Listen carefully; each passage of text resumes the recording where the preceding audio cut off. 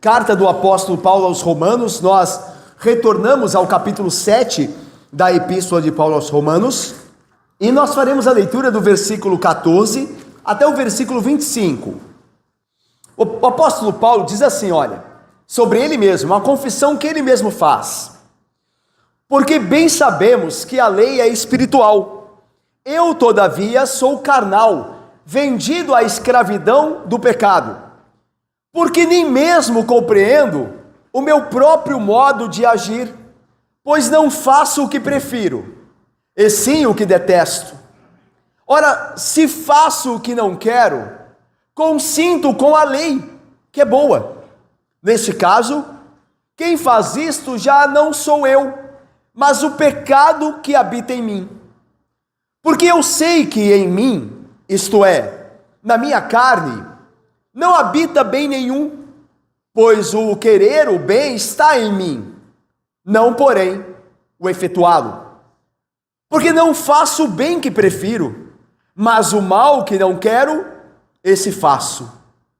Mas, se eu faço o que não quero, já não sou eu quem o faz, e sim o pecado que habita em mim. Então, ao querer fazer o bem, encontro a lei de que o mal reside em mim. Porque no tocante ao homem interior, tenho prazer na lei de Deus. Mas vejo nos meus membros outra lei que, guerreando contra a lei da minha mente, me faz prisioneiro da lei do pecado que está nos meus membros. Desaventurado homem que sou! Quem me livrará do corpo desta morte? Graças a Deus, por Jesus Cristo, nosso Senhor. De maneira que eu, de mim mesmo, com a mente, sou escravo da lei de Deus, mas segundo a carne, da lei do pecado. Vamos orar mais uma vez, irmãos. Deus Santo, já pedimos aqui ao Senhor, Pai amado, que nos fale por meio de sua palavra e nos abençoe. Ó Deus, diante desse texto do apóstolo Paulo, inspirado pelo teu Espírito, ó Deus, dá-nos clareza de entendimento, para que nós sejamos de fato alertados e estejamos conscientes da luta que agora está em nós. A luta do velho homem, que foi de fato tirado do trono, e o homem que está sendo criado à imagem de Cristo e pelo poder de Cristo. Dá-nos consciência agora desta luta, e obrigado a Deus por pertencer a ela. Obrigado a Deus por nos fazer lutar. E abençoa-nos em Cristo Jesus, em quem nós temos a vitória. Assim nós oramos, ó Deus, abençoa-nos por meio de sua palavra, poderosa palavra, transformadora palavra. Assim nós pedimos em nome daquele que merece todo louvor, glória e honra, Cristo Jesus, eterno, Rei e Salvador, bendito. Pelo poder de Cristo e pela mediação dele, nós oramos. Amém. Meus irmãos, o apóstolo Paulo, no final do capítulo 6, ele lembra-nos que nós não podemos confiar na lei para a nossa salvação. É disso que Paulo vem falando nos capítulos anteriores, ao final do capítulo 6, que a lei é boa, mas por nós sermos maus, nós não conseguimos cumpri-la. Então, por assim dizer, nós temos que deixar a lei de Deus, os mandamentos de Deus à parte, por assim dizer, no que concerne fazer deles o meio da nossa salvação. Nesse sentido, os mandamentos não nos servem, porque eles não podem operar vida em nós, embora eles mostram o caminho pelo qual nós devemos agradar a Deus, mas eles não podem nos dar vida, eles apenas apresentam o padrão de Deus, perfeito e santo. Então Paulo diz que a lei deve ser deixada de lado, que nós morremos para a lei nesse aspecto, em tê-la como fundamento da nossa salvação. Ela não pode nos salvar, pelo contrário, ela só pode nos condenar, porque nós transgredimos a lei. Mas então no capítulo 7, Paulo, prevenido pelo Espírito Santo, nos guarda de um erro que pode acontecer e é comum que aconteça no coração de alguns. Nós podemos entender que, porque a lei não pode nos salvar, ela seja algo ruim, ou a vilã da história. Não entendamos assim. Paulo vai dizer isso, é a lei pecado? Aí Paulo responde com um não enfático, de modo nenhum. Lembram-se que nós vimos isso? O problema não é a lei, o problema sou eu. O problema não é o padrão perfeito de Deus, o problema sou eu que sou um pecador, que não consegue de fato viver no padrão santo do Senhor. E aí Paulo, pensando nisso, meu irmão Leandro e Karina, meus amados, Paulo pensando nisso, ele agora começa a refletir na luta dentro de si mesmo, daquele homem criado à imagem de Deus em Cristo Jesus, que quer fazer o bem como nós queremos. Nós temos a mente de Cristo, nós desejamos agradá-lo, mas muitas vezes vemos em nós de fato uma outra força, mesmo é verdade que já destronada, mas ainda de fato reclama ainda lugar em nosso ser, que é a força do pecado. O apóstolo Paulo então, escrevendo como um redimido e um santo, fala de sua luta dolorosa e contínua por toda a sua vida. A luta que é andar de acordo com o Espírito Santo, enquanto luta contra os redimentos de uma natureza pecaminosa, sim, já destronada, mas ainda presente. Os sentimentos que o apóstolo Paulo expressa aqui em Romanos 7, são aqueles que não encontramos em pessoas não regeneradas.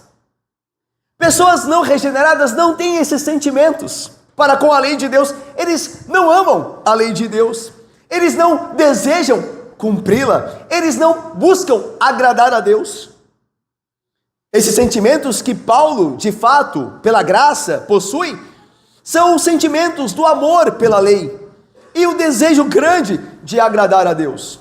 Agora, prestemos bem atenção nisso. O testemunho dos maiores santos, o que inclui o apóstolo Paulo, é que quanto mais tempo eles são cristãos e quanto mais profundamente imersos na palavra de Deus eles estão, mais agudamente eles se tornam conscientes de suas deficiências, de seus pecados. Irmãos, veja essa verdade. À medida que crescemos na graça, crescemos também, Cauí, na percepção e compreensão de nossa contínua necessidade dessa graça. À medida que nós somos mais crentes, em outras palavras, Vitor querido e Daniel e Sofia e Valdir, mais pecadores nos achamos. Perceba esse aparente contraste. Quanto mais santos somos, mais indignos nos encontramos, nos vemos. E é por isso que não é estranho a nós, crentes, observar a luta de Paulo aqui. Quando Paulo diz que ele era vendido à escravidão do pecado, porque Paulo, como estava muito próximo pela graça do Senhor Jesus Cristo, mais indigno se encontrava e se via. Mas veja só como o texto diz essas coisas. Paulo começa assim no versículo 14. Porque bem sabemos que a lei espiritual, a ideia novamente Paulo diz assim, a culpa não é da lei. A lei é boa, perfeita, espiritual, santa. Eu, todavia, sou o problema, Diego. Eu sou carnal, vendido, e a ideia é interessante aqui, né? Ele diz assim, vendido à escravidão do pecado. A ideia de alguém ser vendido à escravidão do pecado não é a ideia ativa, mas uma ideia passiva. É alguém que não deseja, em última instância, pecar, como nós não desejamos, mas alguém que se vê, de fato, submetido muitas vezes à força do pecado que ainda resta nele. Então a ideia aqui é de fato passividade, eu sou vendido à escravidão. Devemos então supor E veja aqui, alguém pode supor aqui que Paulo, ao chamar-se de carnal, eu todavia sou carnal, é o mesmo que Paulo estar se chamando de um não regenerado. Não parece? Paulo diz assim, eu todavia sou carnal. Então parece que Paulo está falando dele como não regenerado. Como alguém que não teve o encontro com Cristo, ou melhor, não fora encontrado por Cristo, não fora salvo por Ele e redimido. Mas não é isto. De fato não é, por quê? Primeiro, Paulo usa essa expressão carnal para falar e chamar a atenção de alguns crentes. Em 1 Coríntios 3, de 1 a 3, Paulo chama os santos em Corinto, lá no início da carta ele diz, aos santos que vivem em Corinto, aos crentes. Ele diz que esses crentes em Corinto agiam como carnais, por causa da inveja deles e da contenda. Paulo diz, falo como a carnais. Então veja, Paulo chamou crentes, em certo aspecto, de carnais. Ele usou um termo para defini-los, por conta de que eles estavam agindo como pessoas que não conheciam o Senhor, embora conheciam, embora tenham sido salvas. Paulo mesmo, irmãos, aqui é outro ponto, mostrando que nem sempre, quando Paulo diz aqui, sou carnal, quando Paulo diz aqui especificamente, sou carnal, significa que ele é uma pessoa não regenerada. Nem sempre o carnal, o termo é usado para mostrar alguém que não pertence a Deus, mas alguém que vê em si mesmo os pecados ainda ali, uma natureza, mesmo que de fato vencida, ainda quer se levantar. Paulo, segundo lugar, Paulo reconheceu que a carne ainda residia nele. Isso aqui é verdade no versículo 18, diz aqui, no capítulo de número 7, o versículo 25 também vai dizer isso. Mas é interessante o seguinte, se a carne habitava em Paulo, seria inevitável que, no que concerne a carne, Paulo estivesse a si mesmo chamando de carnal. Veja, se a força do pecado ainda habita em mim e você, como crentes, porque nós ainda pecamos, ainda há desejos carnais em nós, que querem se levantar. Então estaria errado dizer que de certo aspecto nós somos carnais? Em parte nós o somos? Não estaria, porque ainda há a força da carne em nós, ok?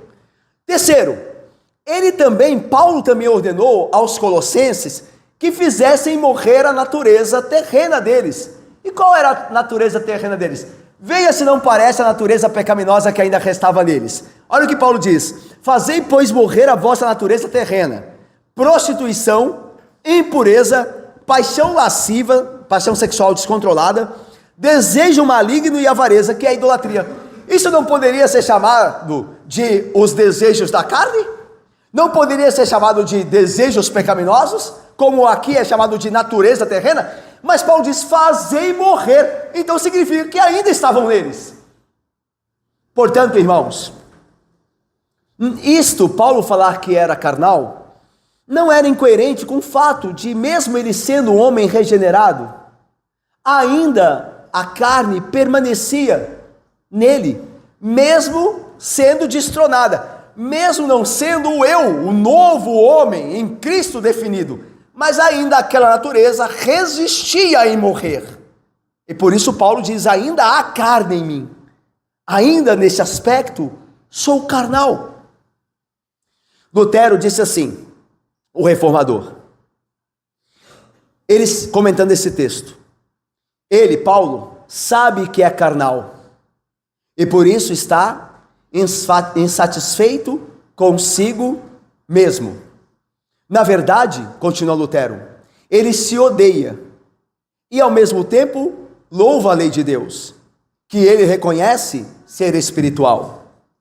Mas a prova de um homem tolo, atenção, diz Lutero, a prova de um homem tolo e carnal é esta, ele se considera espiritual e se agrada a si mesmo.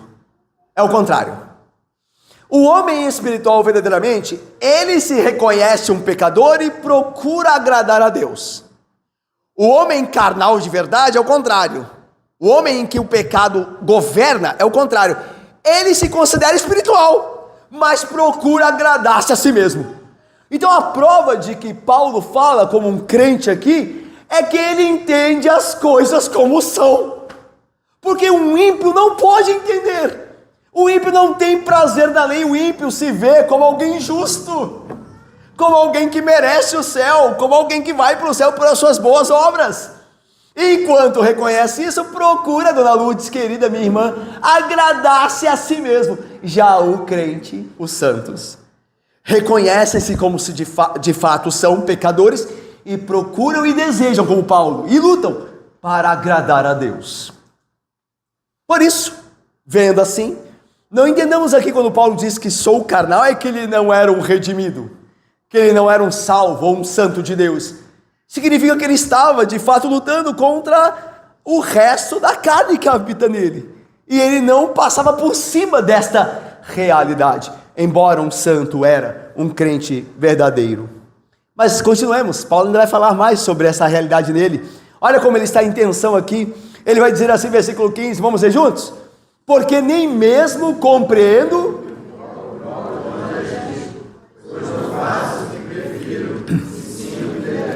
Irmãos, Paulo não está envolvido aqui, atenção, olha, Paulo não está envolvido aqui numa discussão, Guilherme, filosófica, sobre como a vontade humana funciona. Não é o ponto de Paulo. Veja claramente nas palavras, Paulo não está preocupado em fazer filosofia. Paulo, ele está falando numa linguagem concreta. Olha o que ele diz.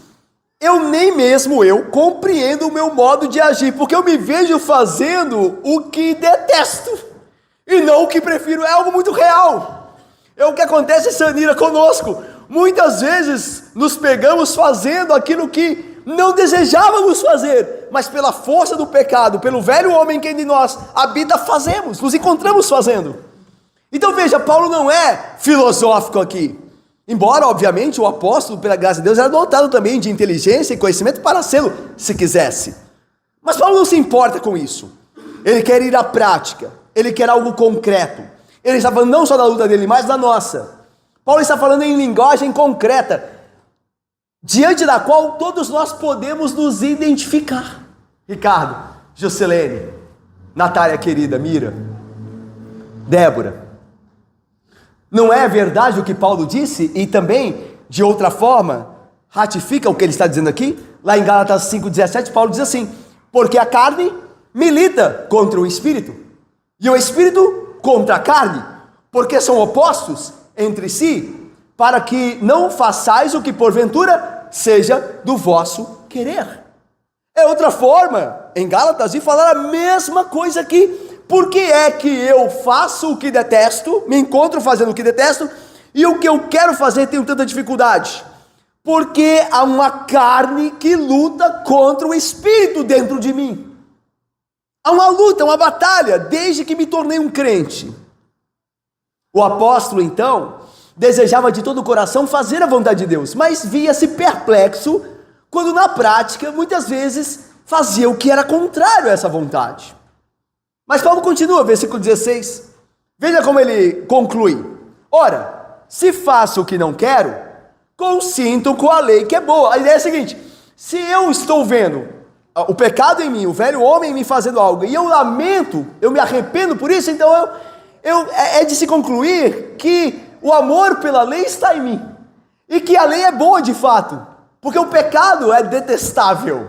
Então é isso que Paulo está dizendo, as atitudes que se costumavam na prática, não era, ou se consumavam melhor na prática, não era o que Paulo havia desejado.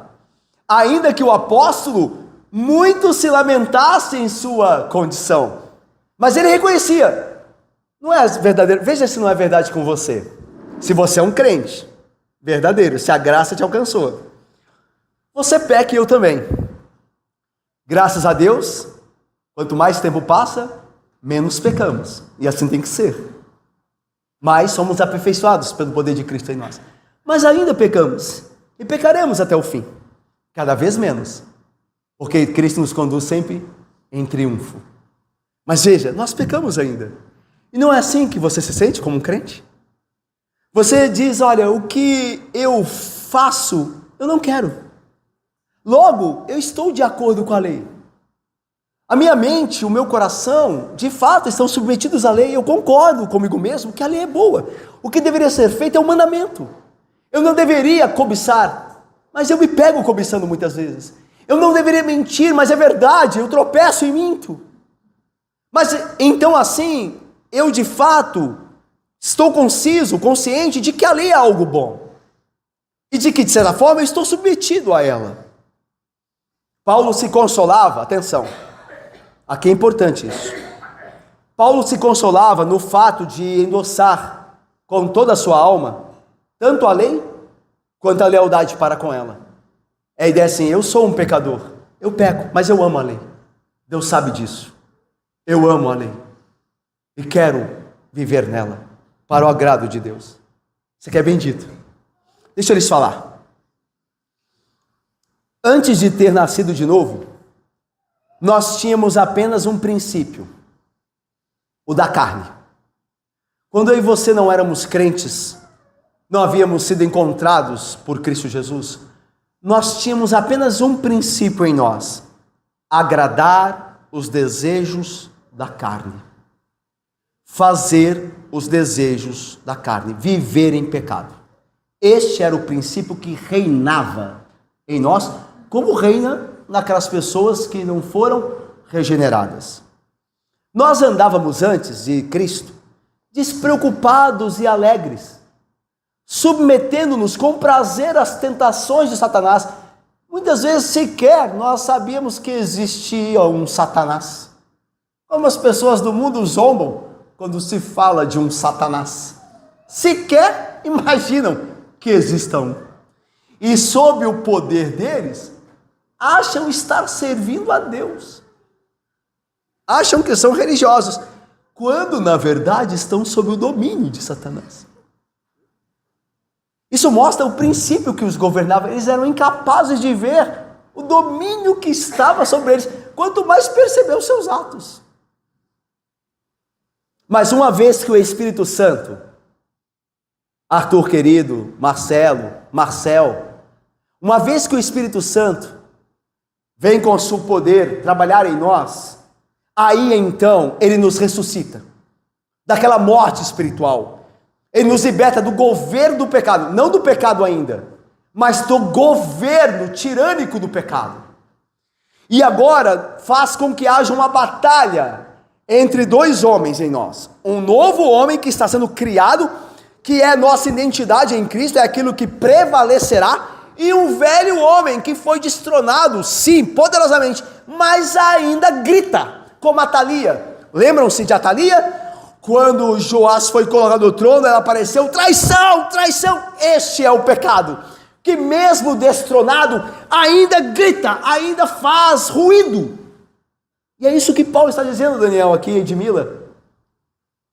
Sabemos então, irmãos, que além dessas coisas, desta batalha que há em nós agora, e graças a Deus, porque há uma batalha, graças a Deus, permita, Marcelo, Laila, graças a Deus, Gabriela, nós temos uma batalha agora em nós.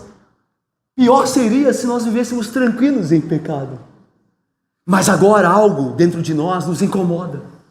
Algo se levanta contra a natureza antiga pecaminosa, Marcela, e Paulo, e Leila, e Vinícius.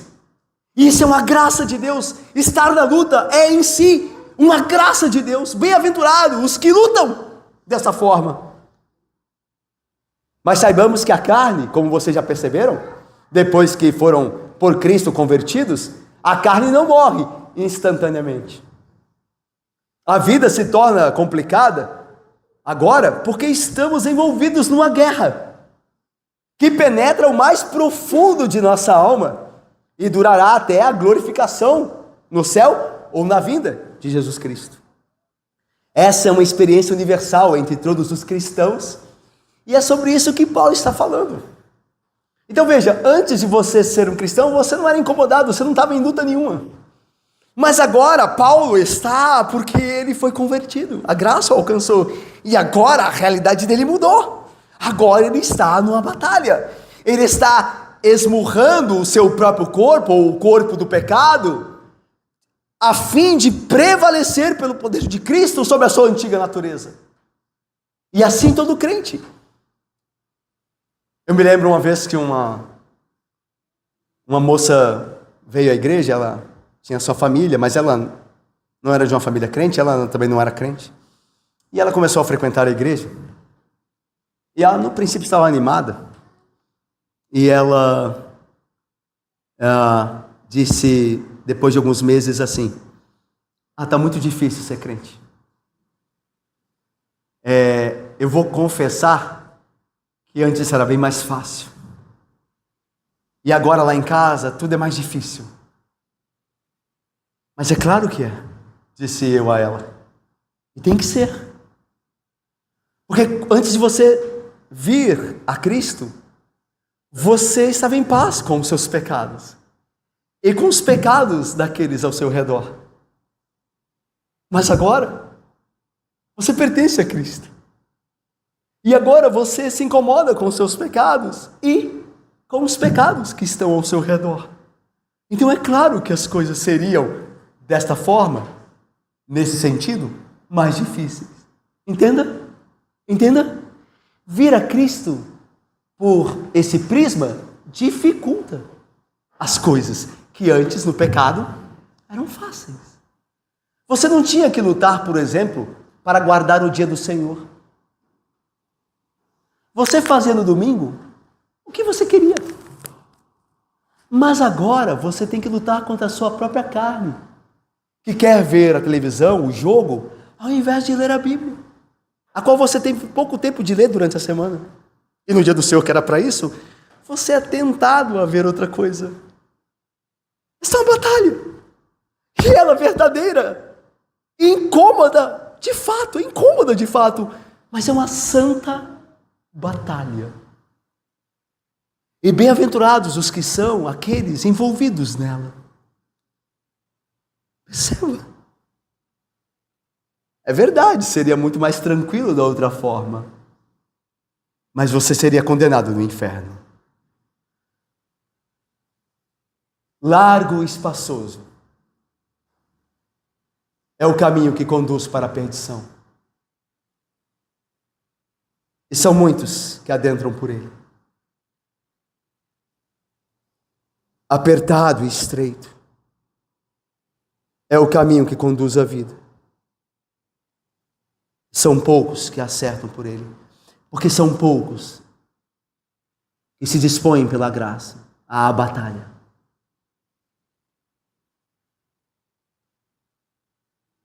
Mas veja, não é verdade que muito nos consola, e deveria, sabermos que estamos nessa batalha, desejando realizar a vontade de Deus, ainda que soframos com nossas limitações nesta vida. Se Paulo tinha lutas como essa, isso nos serve de conforto. Nós estamos na batalha como Paulo esteve. Não é glorioso? Ver que a nossa batalha é a batalha do apóstolo. Ver que um homem santo como o apóstolo Paulo, santificado pelo poder de Cristo, teve a mesma batalha que nós temos agora. Então nós estamos no caminho certo. Nós estamos lutando. E esse é o caminho. Isso nos consola.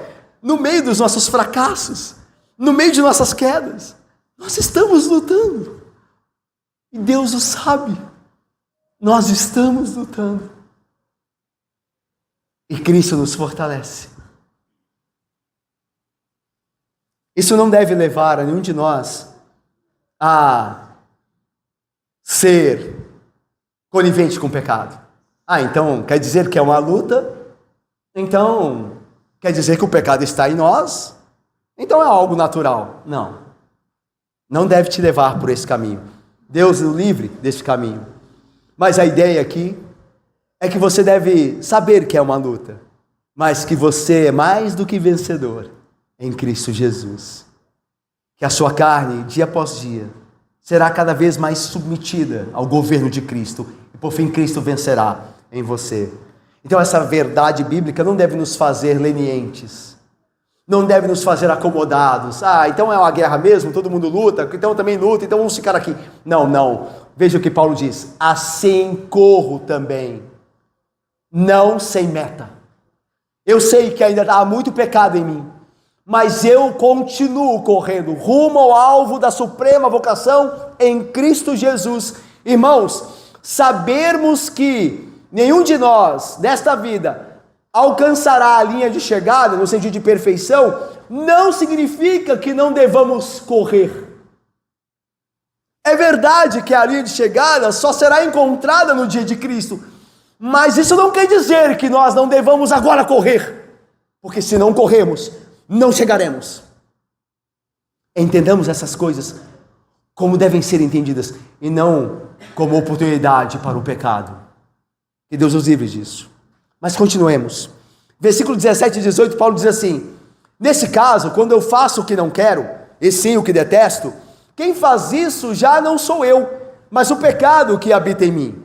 Porque eu sei que em mim, isto é, na minha carne, não habita bem nenhum, pois o querer o bem está em mim, olha, não porém o efetuá-lo. A ideia aqui, meus irmãos, uma coisa importante aqui é definir o termo carne, tá?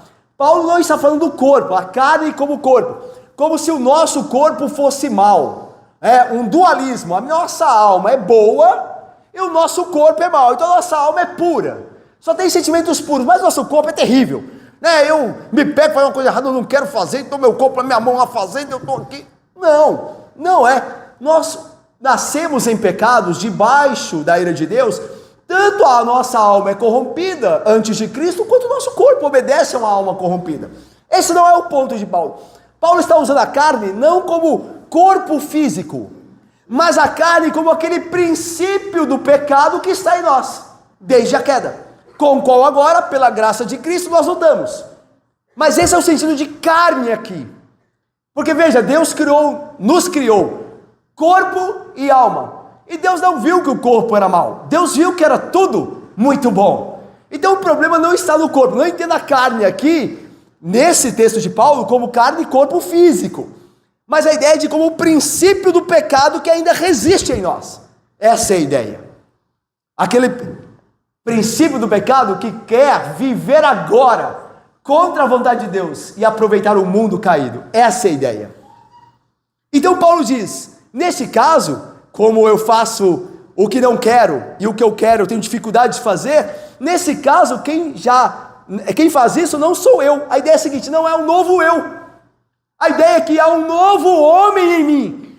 Eu não quero fazer, eu não quero cometer o pecado, é verdade, eu sou fraco e caio, mas o princípio novo que Cristo trouxe em mim, o novo homem que Ele está criando, rejeita essas coisas, e é por isso que nós lamentamos. E é por isso que nós sofremos na angústia de sermos livres, como Paulo dirá no final, do corpo dessa morte, dessa realidade da carne ainda em nós. Nós não queremos viver assim. Então Paulo diz, já não sou eu, no sentido de, já não sou o novo eu, que está sendo criado, mas é aquele velho eu, aquele Paulo que era um pecador, que ainda resiste. É ele que de fato quer se levantar. Mas o novo eu em Cristo quer agradar a Deus. E esta é a luta. Paulo vai dizer, porque eu sei que em mim, isto é, na minha carne, não habita bem nenhum, pois o querer o bem está em mim, tem desejo, porém não o efetuá-lo. Irmãos, veja, Paulo não está se excusando de pecado. É como assim, né? Olha, eu pequei, mas não fui eu, né? Tem gente que pode, já vi gente falar assim, eu pequei, mas não fui eu, foi o pecado que está em mim. Mas não entendamos assim. Davi não fez assim. Davi não se excusou do pecado. Lembra-se? Pequei contra ti somente e fiz o que era mal perante os seus olhos. Disse Davi ao Senhor, eu pequei, eu conheço a minha transgressão e o meu, os pronomes possessivos, e o meu pecado está sempre diante de mim. Eu nasci, a culpa é minha, eu nasci na iniquidade, e em pecado me concebeu minha mãe. Então nenhum santo usa essas coisas para se desvencilhar do seu pecado, como se fosse ele outra entidade. Não. Tanto que a carne é de Paulo. Ele vai dizer, eu sei que em mim, isto é, na minha carne, então é dele. Ele reconhece que ele tem feito muitas vezes aquilo que detesta, aquilo que desagrada a Deus, mas é ele e não outro.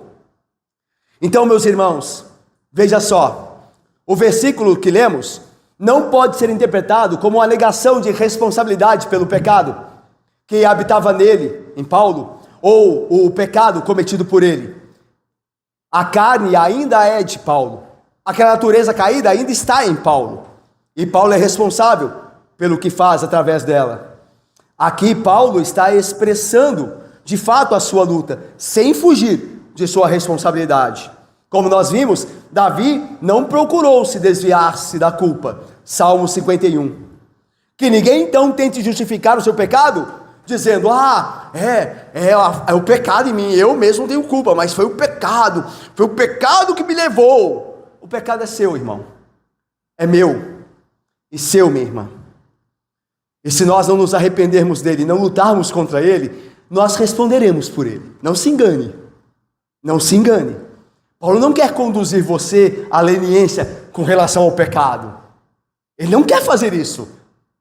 Ele quer que você esteja ciente de que há pecado em você, que você se arrependa e que você lute no poder de Cristo contra o pecado. Não que você fique acomodado jogando a culpa numa suposta entidade que não, de fato, responde os seus atos e os seus erros e iniquidades. Então, cuidado com isso. O que Deus deseja de nós é que nós assumamos que ainda há pecado em nós, nos arrependamos e nos voltemos em fé para aquele que pode nos livrar de nossos pecados, Jesus Cristo. E agora Paulo, no versículo 19, veja aí, vamos andar um pouco mais, ele vai confirmar, vai ratificar o que havia dito no versículo 15 até 17. Vamos ler juntos? 19 e 20, leiamos. Porque não faço o que prefiro.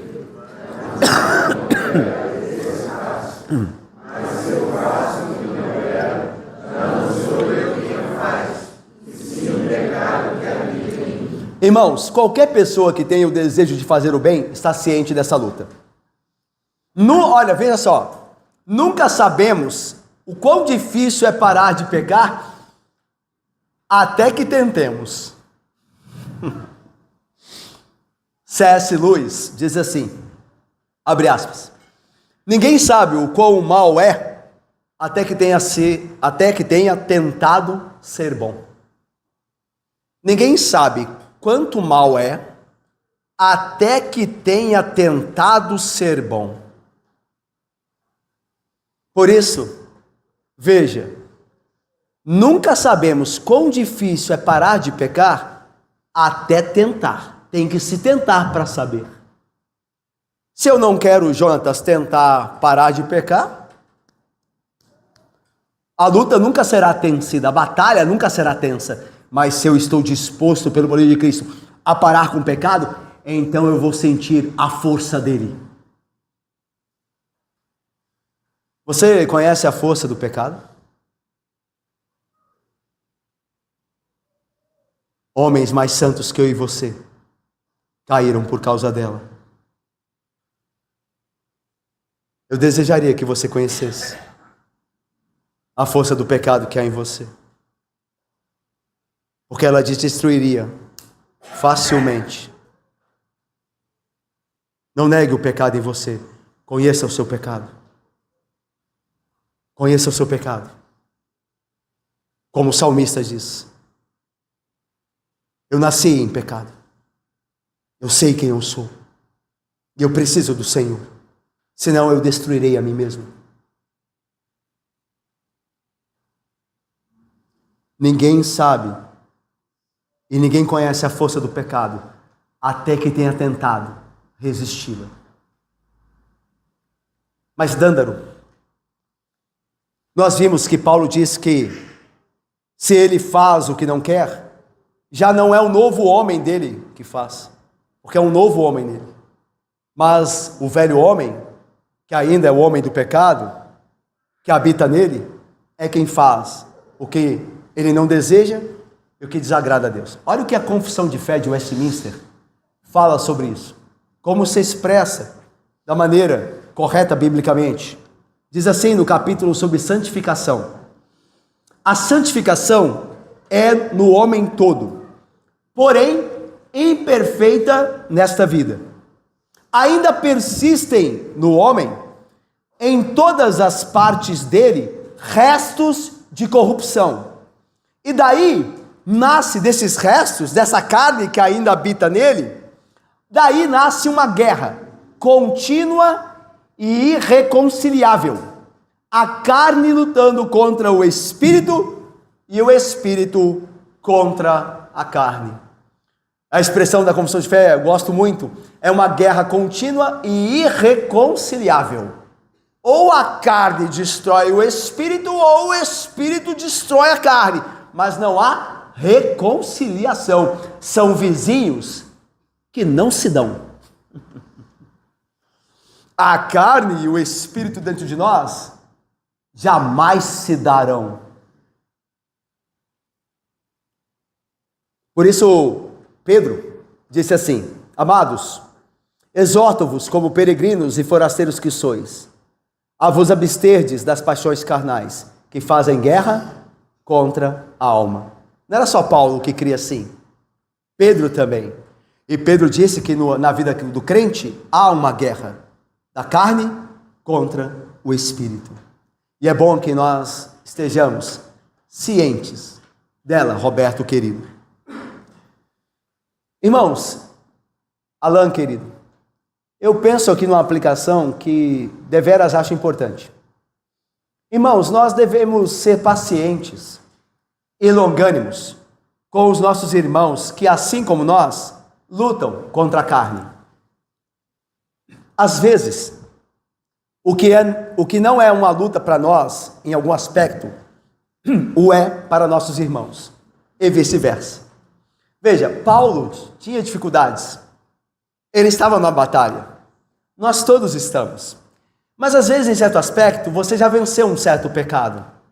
Ou aquele pecado para você não é uma tentação como é para o seu irmão, mas você deve ter paciência para com o seu irmão, porque ele também está numa batalha. E nós não temos muita paciência com nossos irmãos, geralmente. Se você lê muito a Bíblia, é disposto a fazê-lo, e passa pouca tentação de fugir desta graça, que é lê-la, você olha alguém que não tem a mesma facilidade de luta e você quer condená-lo. É verdade que ele deve procurar amadurecer e passar a ler mais a Bíblia, isso é verdade. Mas o que mais importa é que ele está lutando. Como você está lutando, e como eu estou lutando, em outras áreas. Ou você já conquistou a perfeição? Ainda não. Então tenha paciência, Alexandre querido. Tenhamos eu e você, e todos nós, paciência com aqueles que estão lutando. Se estão lutando, estão no caminho. Ainda que a luta persista, ainda que a luta demore, ainda que a luta canse, mas desde que não parem de lutar, graças a Deus, estão na batalha. Tenhamos paciência. Tenhamos paciência. Nossos irmãos lutam contra os seus pecados, como você e eu lutamos contra os nossos. Vamos caminhando para o fim. Versículo 21 diz assim: então, ao querer fazer o bem, encontro a lei. Aqui a lei é a realidade, aquilo que é de fato real e não tem como escapar. Encontro a lei de que o mal reside em mim. Então é a mesma coisa que Paulo já disse antes. Quando eu tenho um mandamento diante de mim e de todo o coração regenerado desejo fazê-lo, o que eu encontro em mim? A lei de que eu quebro o mandamento, que há alguma coisa em mim, um velho homem que me conduz para um outro lado, ou que quer me conduzir para o outro lado. Então esta é a ideia, é o que nós vivemos, não é verdade? Você tem um mandamento, você está ouvindo aqui, vem à igreja e ouve que deve ser mais piedoso, que deve se dar mais aos meios de graça, e você volta, imagine, empolgado no final de domingo, do dia do Senhor, para casa, e na segunda-feira você está tão esperançoso que o que você ouviu dará certo e que você colocará em prática rapidamente, e aí você naquele mesmo instante já começa a sentir uma vontade de não fazer nada daquilo que anteriormente você estava minutos antes tão disposto a fazer. Não é verdade assim? Não é essa a batalha? Paulo está dizendo assim: ao fazer ou desejar fazer o bem, encontro a lei de que o mal ainda reside em mim, que ainda há o velho homem, a carne, o pecado ainda fala em mim, ainda que não me governe, ainda que não tenha agora o domínio como Cristo tem em mim, mas está lá.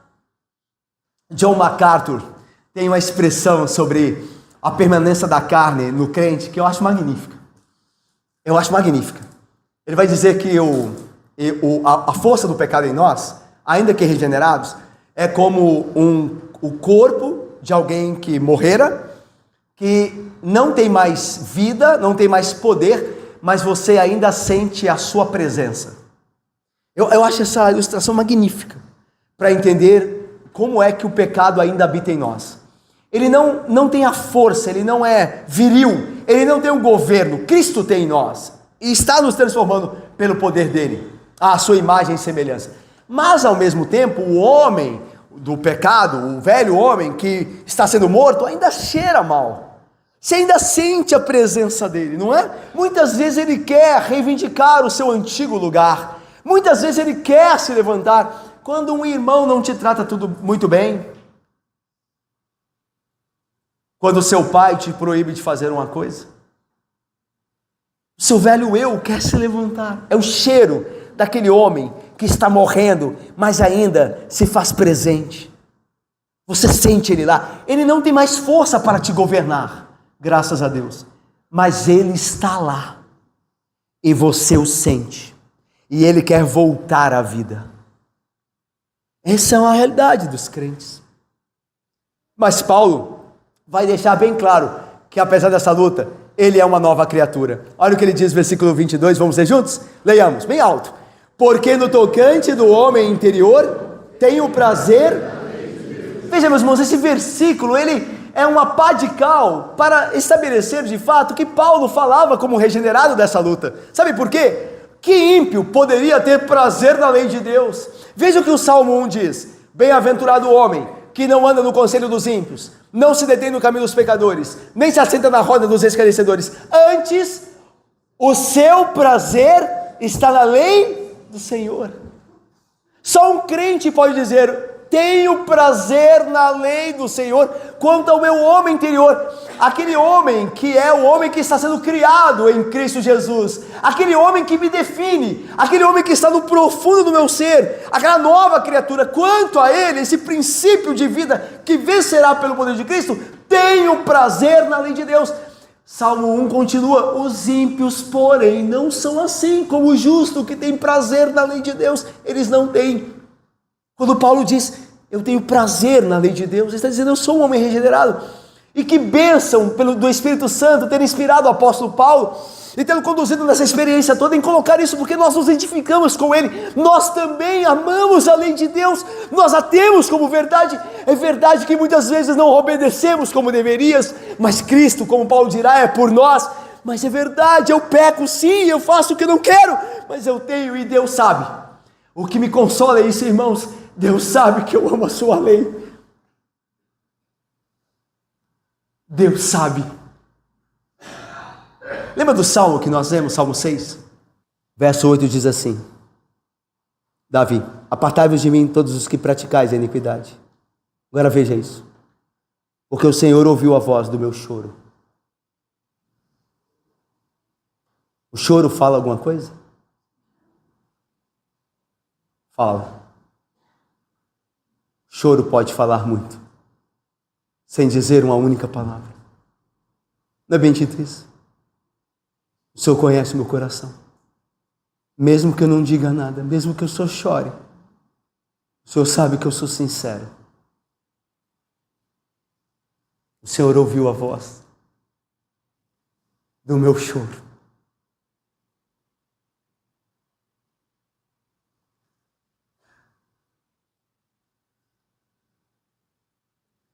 No tocante ao homem interior, tenho prazer na lei de Deus e odeio o pecado. O Senhor conhece o meu choro. O Senhor ouviu a voz do meu choro. O Senhor sabe que eu odeio o pecado. Mas vejo nos meus membros, Paulo continua, outra lei que, guerreando contra a lei do meu homem interior, desse novo homem, contra a lei da minha mente, Paulo vai usar a expressão mente para se referir ao homem interno, que me faz prisioneiro da lei do pecado. A ideia é de passividade, me faz prisioneiro. Paulo não peca porque ele é um pecador não convertido. Ele peca porque ainda há uma força do pecado nele, que o submete muitas vezes ao pecado. E a ideia de veja em meus membros, não é que os membros estão pecando, lembra? A culpa não é do corpo físico. É que nos membros se expressa o pecado da alma. Quando eu desejo ver algo errado, os meus olhos se detêm nisso. Os olhos, no lugar errado, é a expressão de um desejo errado. O ladrão que usa a mão para roubar, revela o desejo interior de ter o que não é dele, da cobiça. Então por isso Paulo diz, eu vejo nos meus membros a força do pecado, do velho homem que ainda habita em mim. É nos meus membros que eu tenho a certeza que ainda tenho pecado. Mas veja o final. Ele vai clamar.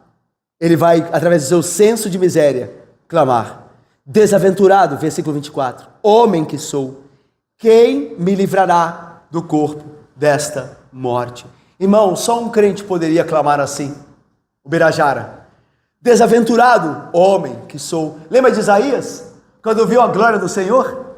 Lá em Isaías 6. Ai de mim, vou perecer, porque sou homem de lábios impuros e habito no meio de um povo de impuros lábios, e os meus olhos viram o rei. Miserável homem que sou como um verme. Desaventurado homem que sou. Não é um crente falando? Só um crente pode falar de si mesmo estas coisas. Só um crente pode, pelo Espírito Santo iluminado, reconhecer quem é sem Cristo, sem o auxílio de Cristo. O miserável homem. O miserável homem. Deixa eu lhes falar, nós não nos julgamos miseráveis como deveríamos. E eu vou lhes dizer, e vou lhes mostrar a prova disso. Nós lemos pouco a Bíblia. E oramos a sós com Deus, muito pouco. Sabe por que nós fazemos assim? Porque nós não temos a ciência de quão miseráveis nós somos. Porque se tivéssemos, nós estaríamos mais a sós com Deus. Não entenda mal. Eu sei que você é um crente e quero crer assim.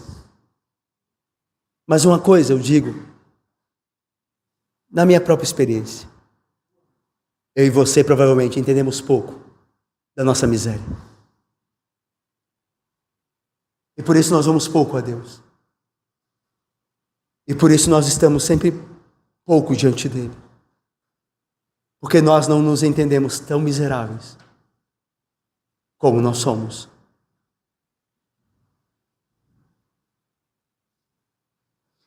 Miserável homem que sou, quem pode me livrar do pecado que me assedia, do velho homem que ainda está em mim, que tanto me entristece com seus atos? E aí, vem a exaltação e o louvor. Graças a Deus, por Jesus Cristo, nosso Senhor. Graças a Deus, por Jesus Cristo, nosso Senhor. Ele vencerá em nós. Ele nos livrará do corpo dessa morte. Ele me livrará do Paulo. Ele me livrará de mim mesmo, para que eu seja salvo. Ele fará isso. Graças a Deus, por Jesus Cristo. Graças a Deus, por Cristo Jesus. Olha o que a confissão de fé diz.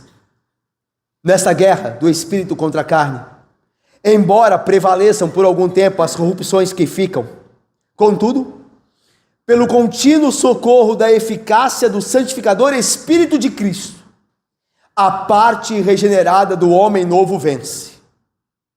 E assim os santos crescem em graça, aperfeiçoando a santidade no temor de Deus. Ainda que os requisitos do pecado os restos dessa natureza ainda fiquem conosco por um tempo. Pelo socorro sempre-presente de Cristo através de seu Espírito, o novo homem vencerá. E nós seremos a imagem de Cristo. Você pode dizer isso agora? Em que sentido?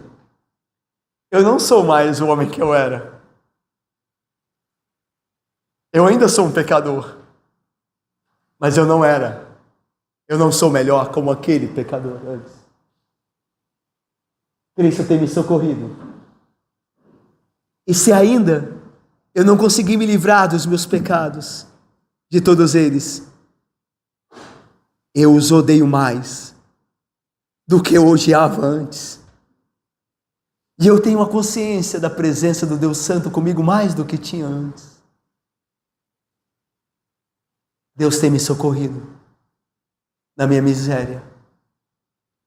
Deus tem me ajudado na minha luta. Deus não falhará. A obra que Ele começou em mim, pelo seu poder, terminará. E me levará a ser a imagem de seu Filho bendito. Eu, miserável, pecador terrível, serei a imagem do Filho glorioso de Deus, o meu Salvador. E você também será. Você também será. Porque Ele te amou. Ele fará isso.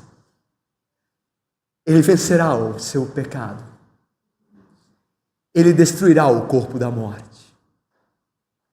E o seu novo homem vencerá pelo poder de Cristo.